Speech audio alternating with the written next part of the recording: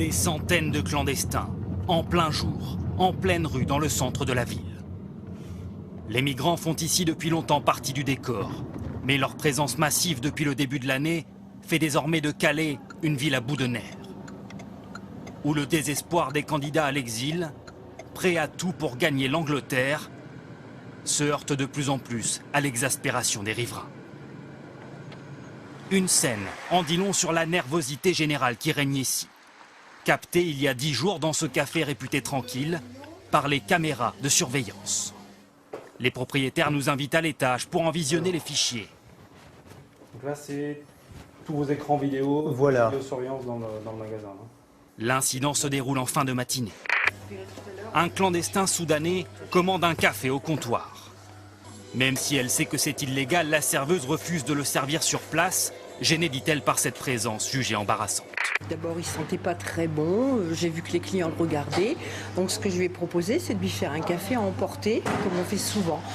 Donc, il m'a regardé, il m'a dit « je vais te le jeter dans la gueule ». L'homme paye, puis met sa menace à exécution, avant de s'en prendre à la vaisselle derrière le comptoir. Il sera arrêté par les policiers à la sortie du bar. Une scène fréquente, affirme le patron. Il ne se passe pas une journée sans qu'on appelle les forces de l'ordre 5-6 fois dans la journée. Hein. Ça devient au quotidien et on travaille avec la peur au ventre. Et bon, c'est la mort de nos commerces que de moins en moins de personnes rentrent quand il y a des migrants devant. Migrants humiliés contre riverains dépassés. Le patron n'a, dit-il, trouvé qu'une solution. Donc on sort, on a la bombe lacrymogène, la véritable. Une bombe lacrymogène et un choqueur électrique. L'intention aussi, dit-il, d'utiliser son permis de port d'armes pour autre chose que la chasse au prochain incident. Vous vous rendez compte que tirer sur les gens, c'est pas tout à fait la solution quand même? Ah non, ça j'en suis bien conscient qu'il y aura des conséquences dramatiques pour moi, mais des fois on réfléchit pas forcément tout de suite et peut-être qu'un jour le drame se produira, on va dire. À quelques mètres de son établissement, le nombre de migrants n'a cessé d'augmenter ces dernières semaines. Car pour gagner l'Angleterre, franchir les portes de la forteresse portuaire de Calais est de plus en plus difficile. Alors les migrants s'accumulent dans les rues de la ville. Les associations n'ont jamais distribué autant de repas, jusqu'à 900 chaque soir, dans une ambiance de plus en plus tendue. La police nous déloge tous les jours. On dort dans la rue, sous la pluie. C'est terrible. Vous regrettez d'être venu? Oui. Mais je ne peux pas faire demi-tour maintenant. Les associations l'avouent sans détour. Elles ont de plus en plus de mal à faire face. On est dans la limite de ce qu'on est capable de faire. Et on sent bien que la moindre étincelle, le moindre incident peut provoquer des problèmes, une violence involontaire, mais une violence, et ça devient très difficile. Cette tension, les commerçants affirment en être les premières victimes. Notre enquête nous conduit jusqu'à ce supermarché. Juste derrière le magasin, un camp de fortune occupé par des migrants venus d'Afrique de l'Est. Il y a 15 jours, ils se sont vus, disent-ils, refuser l'entrée du magasin. La sécurité nous a dit que les Noirs n'étaient plus acceptés à l'intérieur. Faux, affirme l'enseigne qui explique avoir limité l'entrée pour tout le monde en raison d'un inventaire. Mais le vigile, qui ne sait pas que nous le filmons, oppose une toute autre version. Qu'est-ce qui s'était passé alors En gros, c'est qu'ils étaient attaqués le magasin.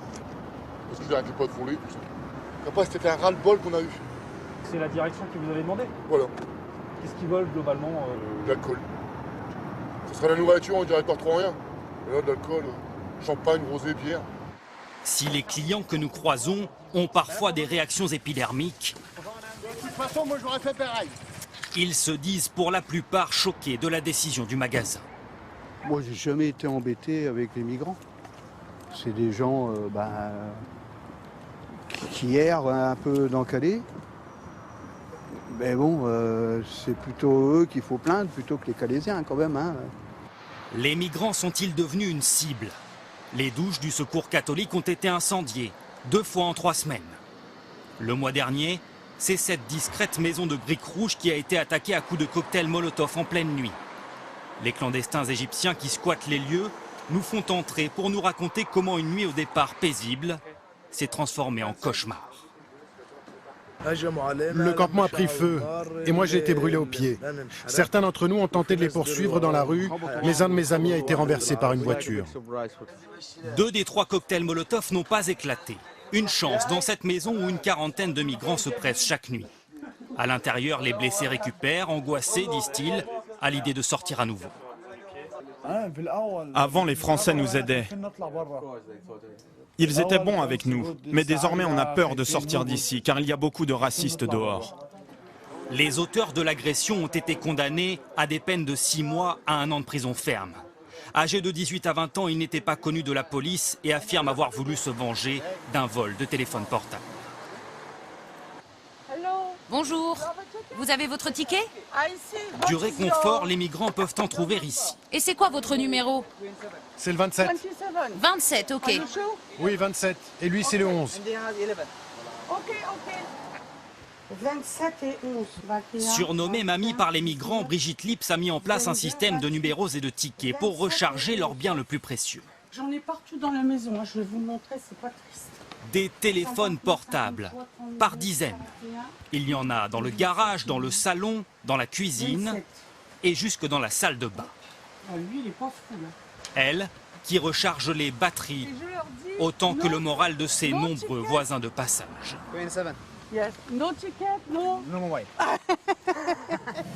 C'est notre mère à tous. Sans ces téléphones rechargés, comment pourrions-nous garder le contact avec nos familles? Les gens nous haïssent ici, ils pensent que nous sommes des criminels ou des terroristes. Mais nous ne sommes ni des criminels, ni des terroristes. Nous ne sommes que des pauvres gars qui essayent d'aller en Angleterre.